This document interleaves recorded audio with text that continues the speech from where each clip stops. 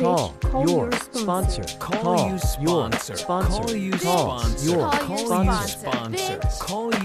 Bitch, call your sponsor. And it's been doing that for quite some time, like years. And just because I'm all of a sudden like aware doesn't mean that they stop. You know, someone I heard, you know, it's like 12 miles into the forest, 12 minutes out of the forest. That's if I don't get lost on the way out. Do you know what I mean? Right. The addict, you know, alcoholic, you know, quick fix, let's do this now, pop a pill, wants it now, you know, and it's like, yeah, you know, 12 miles, like try however many umpteenth years I've been around practicing this thought train, you know? Oh my God, this makes me want to cry. Thank you so much for sharing that. It helps a lot because one, I've told people about your setting the alarm to change the thoughts, and I can't remember who it was, but they were like, that's genius, and they're going to start implementing it. And then two, yeah, I want to make sure I clarify that moment I told you about CVS. That's a moment of me doing this. It doesn't mean that I'm not still plagued by this. And it's now celebrating the wins when I catch myself not doing it, right? I'm not walking around free from the burden of these thoughts that have plagued me for however many years, decades. And then the other thing is that I went into the job I'm at exactly how you're feeling. And it wasn't until the bridge burned down, which how much am I responsible for that? I'm not sure. We've talked about it before where I feel like I almost manifested the bridge burning down because I was so scared of success that it didn't feel comfortable. And it wasn't until everything got so scary that I finally was like, yeah, and who cares? Like I felt like I was out the door. And so I felt finally okay to just be me and not care what everybody else thought. And maybe I could have gotten there before, you know, but I couldn't. It's interesting. I was listening to something spiritual this week, and it talked about that we're like I'm a prisoner of my past, and I'm afraid of my future. And that's where my brain lives, past or future. And, you know, for me, like as I continue to do the work, right, like the resentments that are all the past, you know, all the amends, which is all the past, you know, those patterns like are then continually dragged into what I'm experiencing, right? All those, the filters of how I look through life. And, you know, by cleaning those and constantly keeping that clean, I can actually be more here. And like when you were in line at CVS, what I heard was like you were present, like you weren't in this thing of like, well, when is this going to happen? And you know, all of this, like you were aware, like, oh, where the fuck do I, like, there's two different things. Like it's telling me I could cut the line. There's a line, like, where do I cut? You know, it's like this thing. And then you're like, oh, there's music, you know? And like, I think that's what I got from this one thing where it's like, oh yeah, use the senses, like hear, smell, touch, taste, feel, like those are the things that can anchor me into here in my body versus my brain, which I live there like still a lot. Yes. Oh my God. And this is so good because I didn't even realize what I was doing. But I looked at the reflection of the window and every person behind me is on their phone.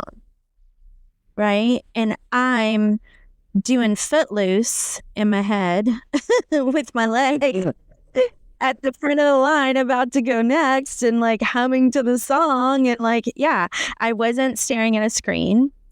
I was checking my senses. I was moving my body. I noticed once I did it, I was like, oh, my ankle needs stretching. I just stretched my ankle, you know? And it's like, by the time I got up there, I did say to the guy, which by the way, I've had the same conversation with this guy 2 months ago and we were about to duke it out. Okay. And this time I go, hey dude, like there's 2 signs. And I took a picture of it and I have the app, but where do I go for this mobile? And he goes, I've been telling them this since I got here and I don't know where to go. And it's so confusing for people. And I got to have an emotionally mature conversation because I got in my body with him and not do a freak out and what about me?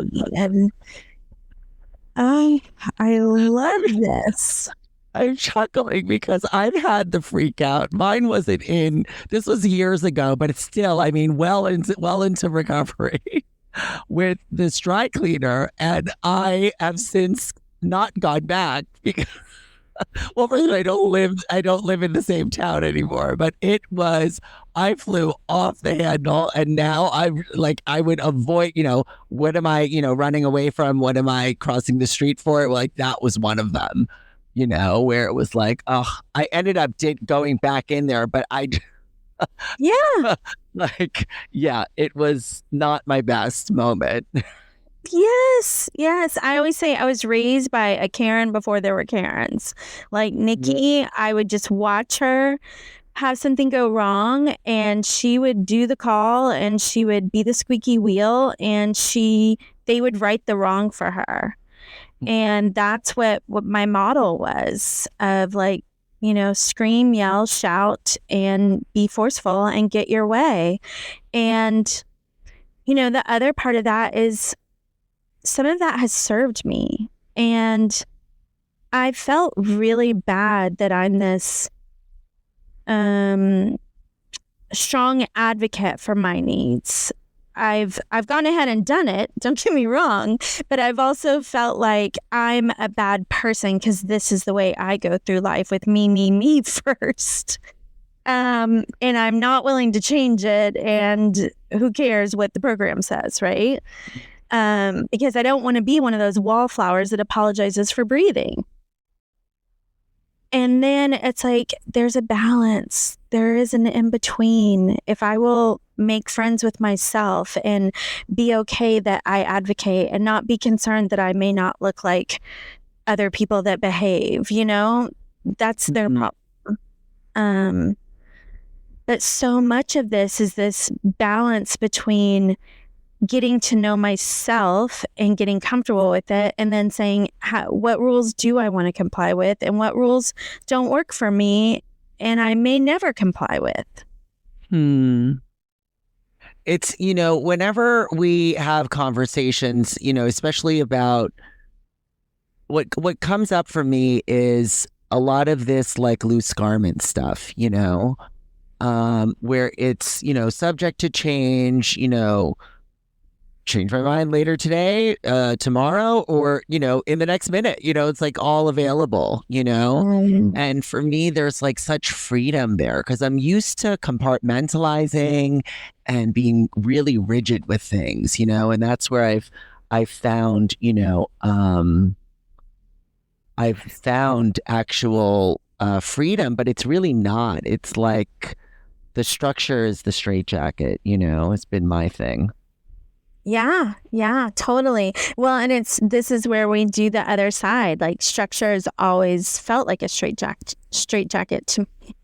And for me, it's always been pure rebellion, pure freedom. That's the only way to go.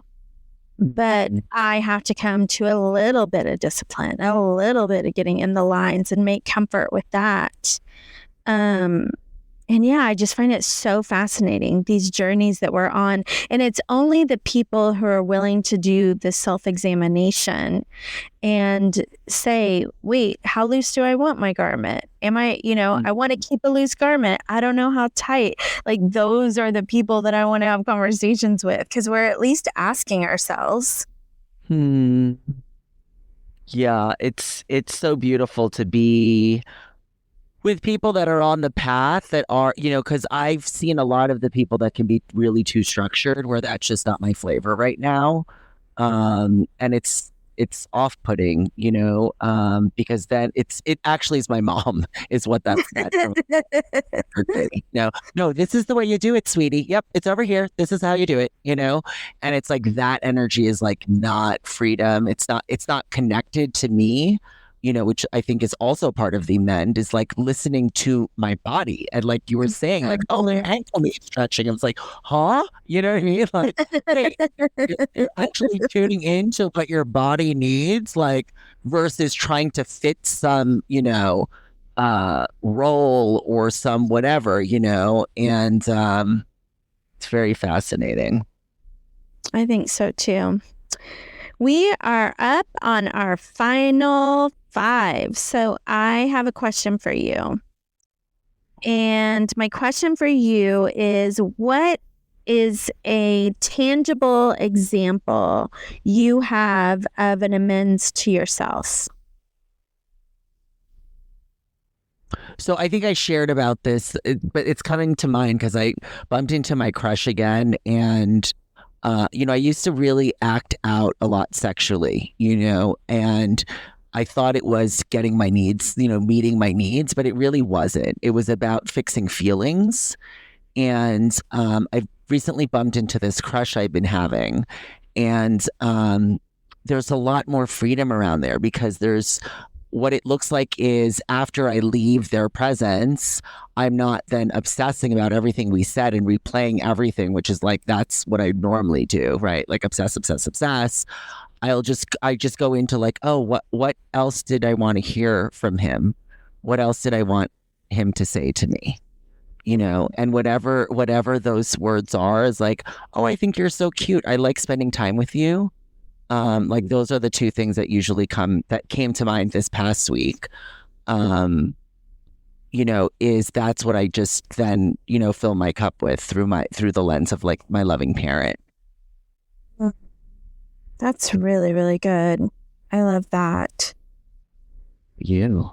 For me, I saw like a few vignettes as you were talking, and one of them is getting dressed in the morning and going, how does that feel, baby girl?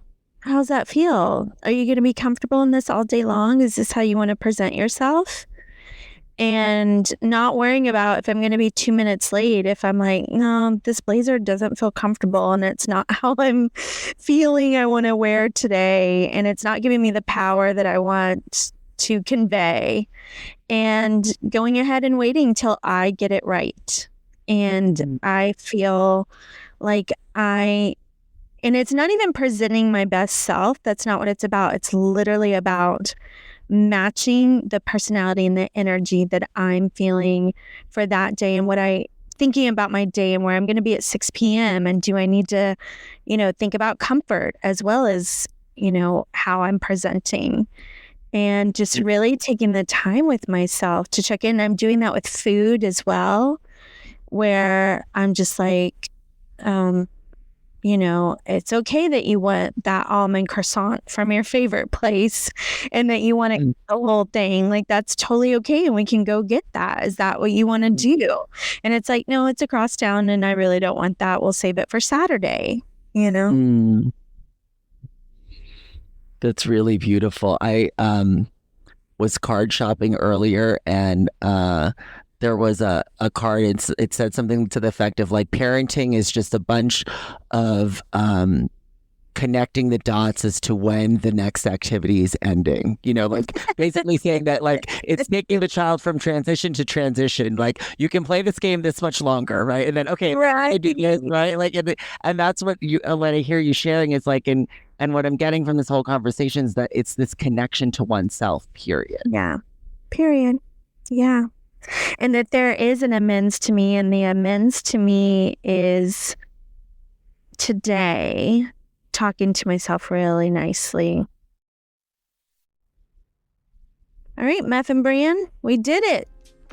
Did it. Thanks, Miss. Thanks, Sam, y'all bitches. Go call your sponsors. Bitch, call your sponsor. Call your sponsor. Send us an email with comments, questions, or concerns, bcysponsor@gmail.com. Don't forget to rate 5 stars.